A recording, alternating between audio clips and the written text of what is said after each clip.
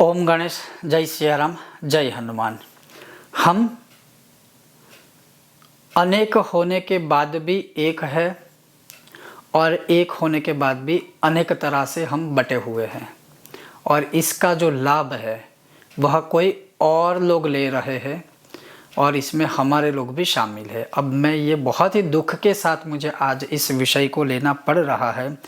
जैसे आज पूरे दिन में मुझे कम से कम अगर मेरे पास गिनती सहित में बताऊँ तो मैंने लिखा हुआ है 78 लोगों ने मुझे व्हाट्सएप में मैसेज किया है। और जिस विषय में मैसेज किया है वो कौन सा विषय है कि जैसे मान लीजिए कि जो हनुमान जयंती शब्द का प्रयोग किया जाता है या हनुमान जन्मोत्सव के नाम से प्रयोग किया जाता है और उसमें विशेष रूप से एक शब्द किसी ने डाल के व्हाट्सएप में इतना चल रहा है, स्प्रेड किया है, घुमाया है, फिराया है, जो भी है जिसने ऐसा किया है वो सही नहीं है, क्योंकि हमें ही अंदरों अंदर तोड़ने की एक प्रकार की साजिश है और ये बहुत ही गलत है। और शायद इसीलिए अंग्रेज़ों ने भी बहुत शासन किया, उसके पहले मुग़लों ने भी शासन किया, मतलब आज तक जितनी भी हुकूमत हमारे देश या हम पर शासन करके गई, इसका कारण ही ये है उन लोगों को हमारी जो दुखती हुई नफ्स है वो पता है। और ये दुख के साथ बोल रहा हूँ, मैं कोई खुशी से नहीं बोल रहा हूँ। खैर, वो सारे विषय एक साइड है। अब हनुमान जयंती बोलना कहाँ गलत है, क्यों गलत है? हाँ, आप अपने तर्क वितर्क जो भी लगाने हैं वो लगाइए, कोई दिक्कत नहीं है। शायद मेरे इस वीडियो के बाद मुझे भी कोई बोल सकता है, मुझे उससे कोई लेना देना नहीं है।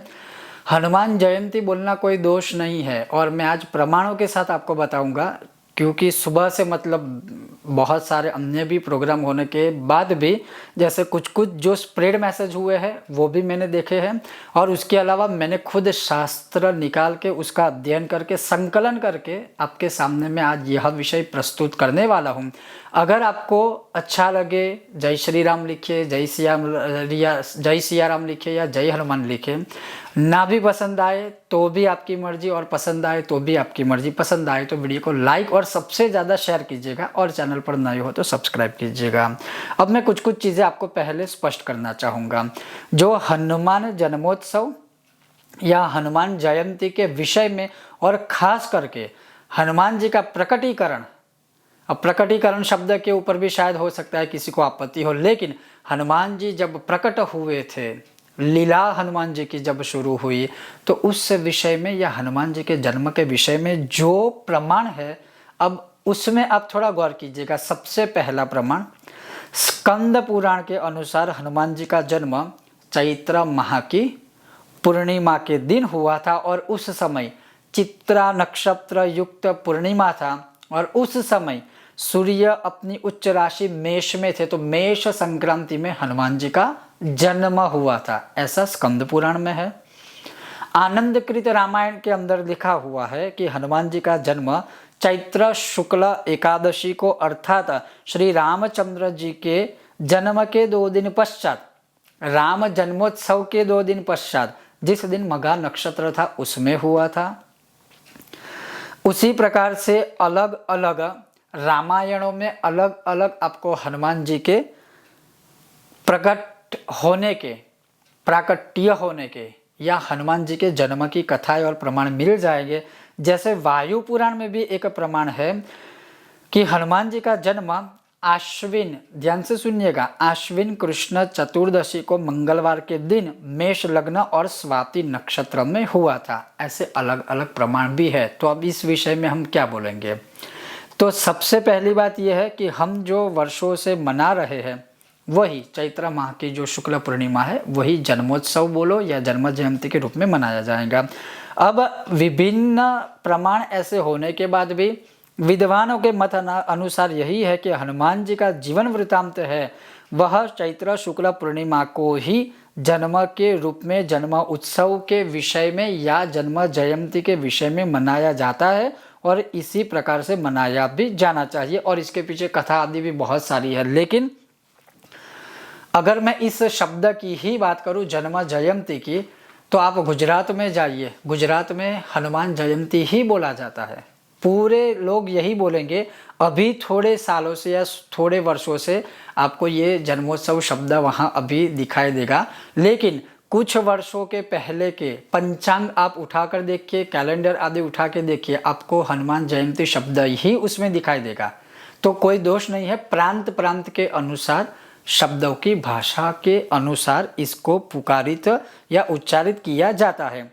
अब दूसरी जो चीज़ है कि जैसे स्कंद पुराण तिथि आदि तत्व में कहते हैं कि जयम पुण्यम च कुरुते जयंतम इति ताम विदुहुम, जो जय और पुण्य प्रदान करे उसे जयंती कहते हैं। और दूसरा अर्थ, जिसका कभी भी अंत था नहीं, जिसका कभी अंत है नहीं, जिसका कभी अंत होगा भी नहीं, ऐसे दैवीय शक्ति या ऐसे देव या देवी के स्वरूप की सदैव जय हो, जिसका कभी अंत नहीं है, तो उसे भी जयंती कहते हैं।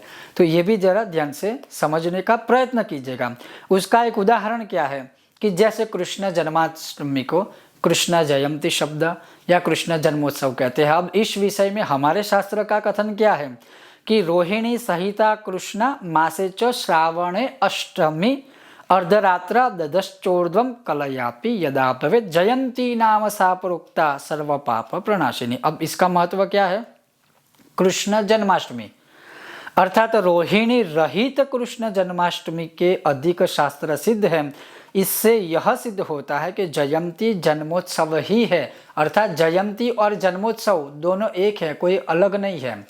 जयंती का जैसे अर्थ एक दूसरा बताया ना कि जो जिसका कभी अंत ही नहीं है, जो आदि है, अनंतो काल तक रहेगा, उसकी जय है। और जन्मोत्सव वो है कि जिसका उत्सव के रूप में मनाना चाहिए, जिसको उत्सव के रूप में हम मनाते हैं। तो दोनों का अर्थ और दोनों सेम चीज़ है, कोई अलग चीज़ नहीं है। फिर आगे लिखा है कि चंद्रोदय अष्टमी पूर्व न रोहिणी भवेद यदि तदा जन्माष्टमी साच न जयंती कथ्यते। ये नारद जी कहते हैं। फिर रामानंद संप्रदाय में जैसे लिखा हुआ है कि स्वात्यम कुजे शैव तिथौ तो कार्तिके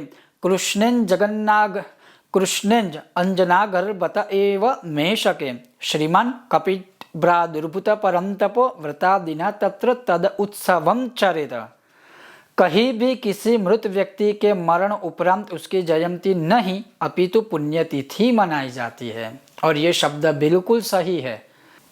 जैसे एकादश रुद्र स्वरूप भगवान शिव ही हनुमान जी महाराज के रूप में भगवान विष्णु की ही सहायता के लिए चैत्र मास की चित्रा नक्षत्र युक्त पूर्णिमा में अवतीर्ण हुए थे। जैसे यो वै एकादशो रुद्रो हनुमान स महाकपि अवतीर्ण सहायार्थम विष्णुर अमित तेजसः। यह केदार खंड में स्कंद पुराण में मिल जाएगा। तो इसीलिए लिखा हुआ है, बताया हुआ है कि जयंती अर्थात पुण्यतिथि नहीं होता है। पुण्यतिथि अर्थात जिनकी मृत्यु होती है और उसके पश्चात एक उत्सव के रूप में बोलिए आप, एक जयंती के रूप में जो हम शब्द का प्रयोग करते हैं, लेकिन उनकी पुण्यतिथि मनाई जाती है। तो पुण्यतिथि जहाँ होती है वो एक अलग है, जयंती जो होती है वो अलग है। लेकिन जयंती और जन्मोत्सव दोनों एक ही है, तो उसमें मतभेद मत रखिएगा।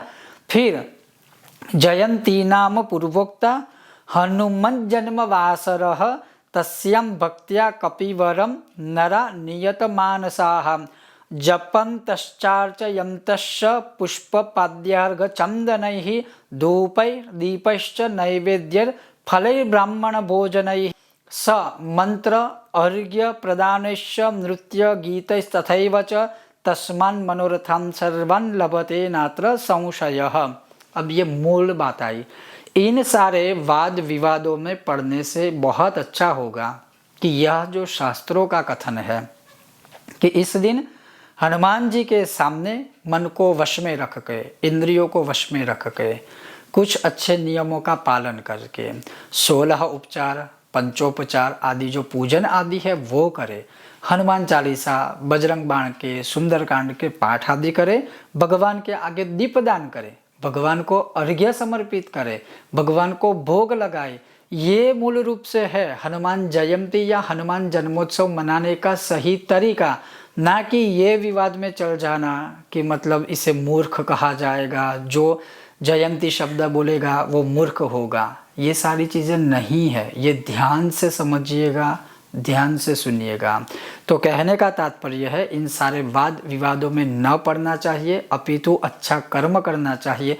इतने अच्छे दिन, वो भी मंगलवार युक्त हनुमान जयंती है या हनुमान जन्मोत्सव अगर आप फिर भी मनाना चाहते हो तो मनाइए, अच्छे तरीके से मनाना चाहिए। भगवान का स्मरण, कीर्तन, नृत्य, धुन आदि कीजिए और हनुमान जी की भक्ति कीजिए। ये जो कुछ भी थोड़ा बहुत संकलीकरण मैंने किया था आपके सामने प्रस्तुत किया। अगर आपको यह विषय वीडियो पसंद आए, लाइक करें, शेयर करें, चैनल पर नए हो तो सब्सक्राइब करके घंटे का चिन्ह दबाइएगा। बहुत जल्द मिलते हैं नए विषय और वीडियो के साथ। देखते रहिए कर्मकांड बाय आनंद पाठक मेरे साथ। ओम गणेश, जय सिया राम, जय हनुमान।